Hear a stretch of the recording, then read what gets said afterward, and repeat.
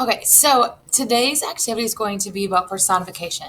Now, I told you ahead of time that we were going to write about an object or something from the story. So, the definition of personification is when an author gives non human object or idea human like characteristics or qualities. So, for example, um, we could say New York City never sleeps. Now, New York City can't have human qualities, but we're saying it never sleeps. What that actually means is a city does not actually sleep like a person, but rather the figurative language shows that New York City is a very busy place, meaning it never sleeps. So I'm going to do some practice ones with you, and then I'll kind of explain what you should do for your assignment. So here's an example. My alarm yelled at me to wake up. Now, it's not actually yelling. What this means is that your alarm was probably pretty loud and wanted to wake you up for the day. The second one, the flames of the fire danced across the pitch black sky. Now, what does this mean? Well, it probably just means that the flames consume the sky. They're like filling the whole sky, making it hard to see.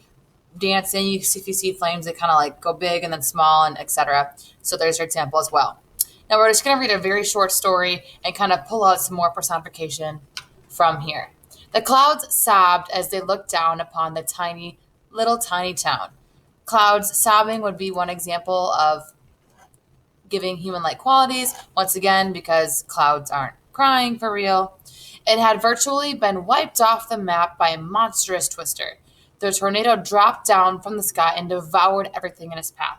Devoured everything. Now, the tornado can't actually eat, but we're giving it that human quality to make it more realistic. It feasted on cars, houses, and trees. The tornado ate and ate and ate until its stomach was full. Once again, this whole thing is going to be personification. Then, as quickly as it had appeared, it danced back up in the sky. So, doing the dancing is also human quality.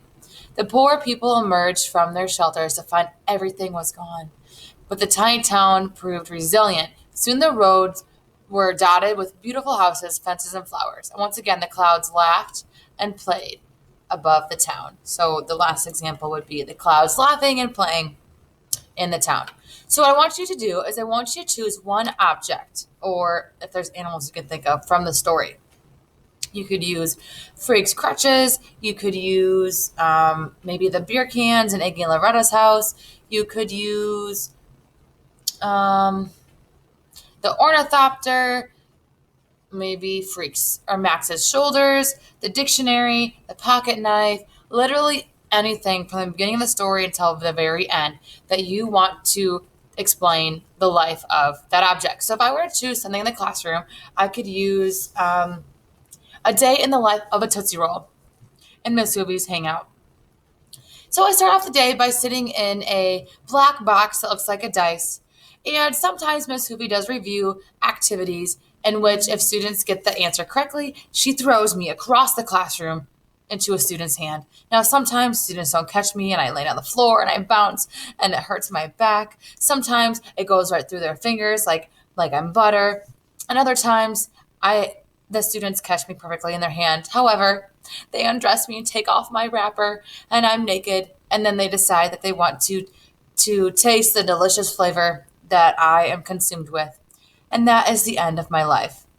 This is a day in the life of a Tootsie Roll and Miss Hoobie's hangout. So once again, just an example. So you want to do the same thing.